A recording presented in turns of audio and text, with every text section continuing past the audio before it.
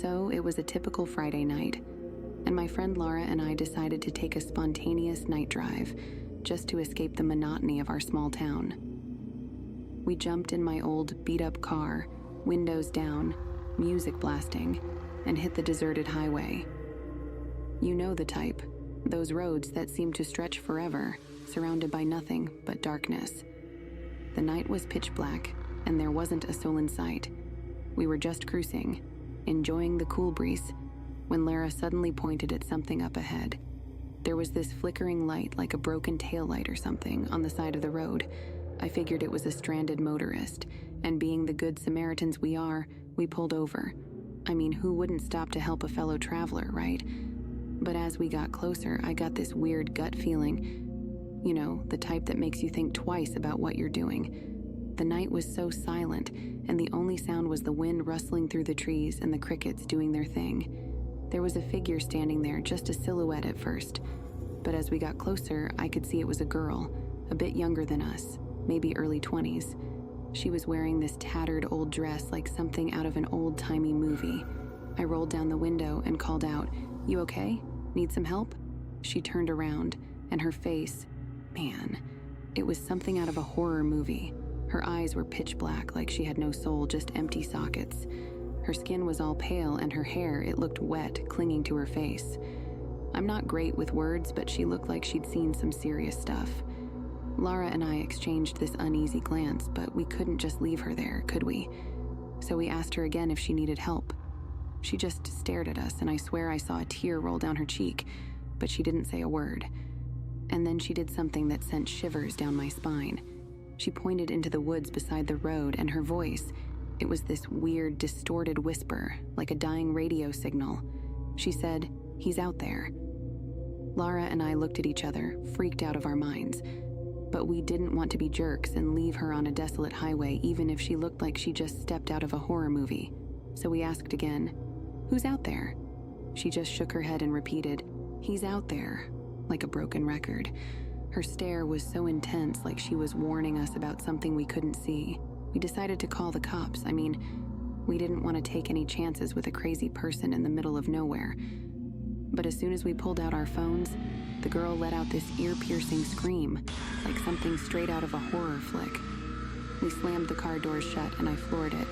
Emily was screaming too, and I could see her in the rearview mirror, still pointing into the woods, that freaky look on her face.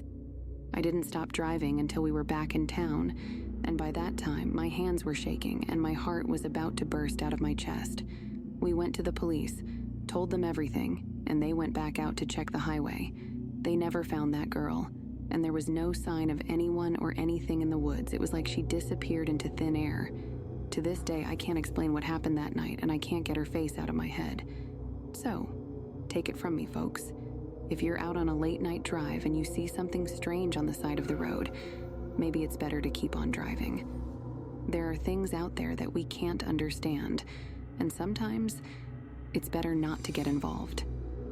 That night still haunts me, and I hope I never run into that girl or whatever she was warning us about ever again.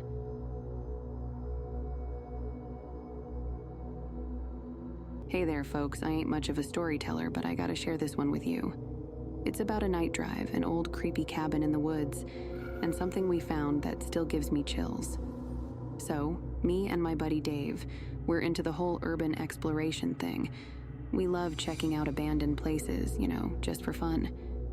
Well, one night, we decided to go on a late-night adventure, and we heard about this old, run-down cabin deep in the woods.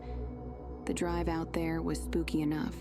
The moon was hidden behind heavy clouds, and the only light we had was from the headlights cutting through the darkness.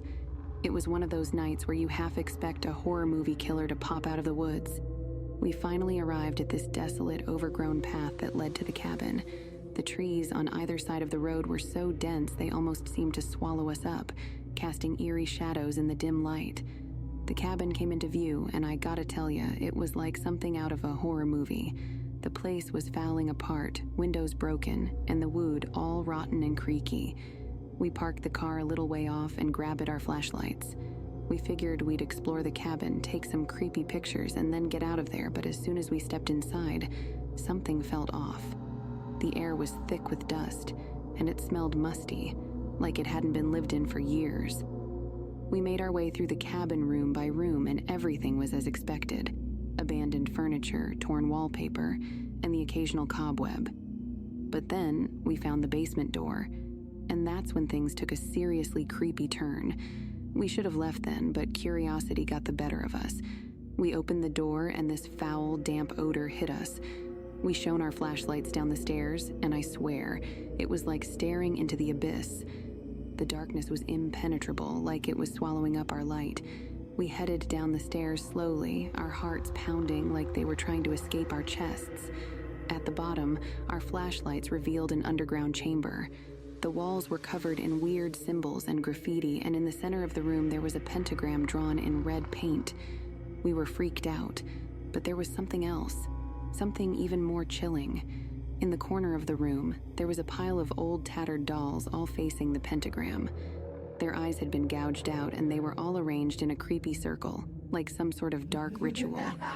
Dave grabbed one of the dolls, and I begged him not to, but he didn't listen. He laughed and said it was just a dumb prank. But as soon as he touched that doll, it felt like the temperature in the room dropped 10 degrees. We both saw our breath in the air, like it was suddenly winter. That's when we heard the whispering, soft and eerie. We couldn't make out the words, but it was like a dozen voices all talking at once. And then, the dolls, they started moving, just a little at first, like they were shivering. We hightailed it out of that basement, but the whispers followed us. We slammed the door shut and ran back to the car. As we peeled away from that cabin, I glanced in the rearview mirror, and I saw something standing in the doorway, this dark figure with glowing eyes. It watched us, and then it disappeared into the shadows. We never went back to that cabin, and we never messed with anything like that again. It's a night drive I'll never forget, and it's a reminder that sometimes it's better to leave the mysteries of the dark, hidden places unexplored. There are things out there that we can't explain, and some things are best left to the imagination, in the realm of the unknown.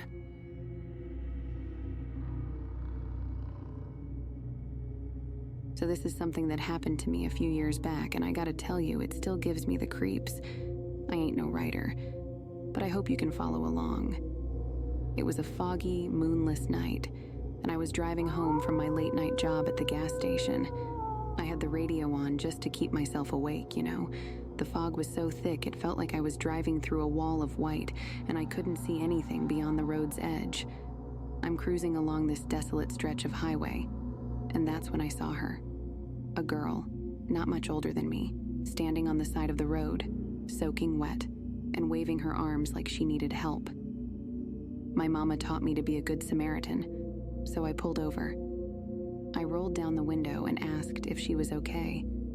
She had this scared, desperate look in her eyes, like she'd been through something awful. She told me her car had broken down, and she didn't have a phone to call for help. She was stranded out here in the middle of nowhere, and she needed a lift to the nearest gas station. Now, I ain't the type to pick up hitchhikers, but she seemed genuine, and my heart went out to her. I opened the passenger door and she got in, mumbling her thanks. She had this wet, musty smell, like she'd been out in the rain for hours, and her clothes were all tattered and torn. As we drove, she didn't say much. She just stared out the window, her face pale in the dim glow of the dashboard lights. I tried to make small talk, but she barely responded, and her silence was making me uneasy. It felt like she was carrying some heavy secret.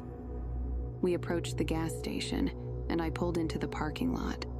I turned to her and told her we were there, but she didn't move. She just stared straight ahead, her eyes locked on something I couldn't see. I reached out to gently touch her shoulder, and that's when she turned to me, her face twisted into this horrifying grin like something out of a nightmare. Her eyes were all dark and hollow, and her teeth, they were jagged and sharp, like fangs. She lunged at me and I screamed, scrambling out of the car. I watched in horror as she sped off in my car, tires screeching, and then, just like that, she vanished into the fog. I couldn't believe what had just happened. It was like a scene from a horror movie. I called the police and they came to take my statement, but they never found her or my car. It was like she had never existed. They told me it was probably a prank, or maybe I just imagined the whole thing. but I know what I saw. To this day, I can't drive down that highway without my heart racing. And I've heard stories from other folks about a mysterious hitchhiker on foggy nights, a sinister presence that preys on those who dare to offer a helping hand. So take it from me, folks. Be careful who you pick up on those lonely, foggy nights. There are things out there that we can't explain, and some stories are best left untold in the shadows of the unknown. If you like my stories, don't forget to subscribe, like, comment, and share with your friends. Thanks for the watching. See you soon, folks. I'm Emily Anderson.